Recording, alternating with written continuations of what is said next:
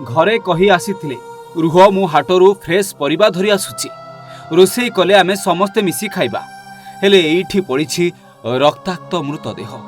हाटरू फेरुथुआ बेले चढ़ी गला ट्रक रास्ता रे मिसी गला देह। बाइक रो अवस्था देखि आपण ठीक अनुमान करि पारुथिबे केमिति बाइक आरोहींकर जीवन जाइथिबो।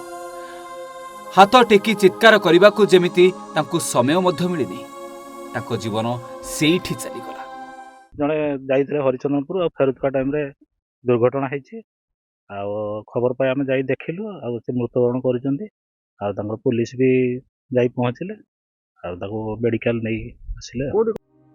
केंझर जिला घटंगा थाना अंतर्गत बीणाझरी ग्राम निकट में बाइक उपरे चढ़ी जाइछि ट्रक जनकर जीवन चली जाइछि।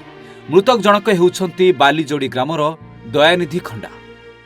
बाइक टे पड़ी आ गोटे नाली बाइक ठिया है मो पुतरा कहल जाना देखिबुर कौन है सी आसी कहला ना एक्सीडेंट गोटे हो जाए आ गिरी फिरी माड़ बाहरी पड़ी तापरे लोक एठू मत कहले ना ये लोकटा बालीजोड़ी भाया जना पड़े मु बालीजोड़ी लोक समस्त चिन्ही तेणु मुझे देखिली ये दयानिधि नायक। घटनारू जहाँ जना पड़ी दयानिधि आज सकाळे हरिचंदनपुर साप्ताहिक हाटरू फेरुथुआ बेले घटगाँव हरिचंदनपुर आड़क आसुथिबा गोटे इटा बोझे ट्रक तांको उपरे चढ़ी जाइथिला फल सेठी ही तांकर जीवन चलीगला।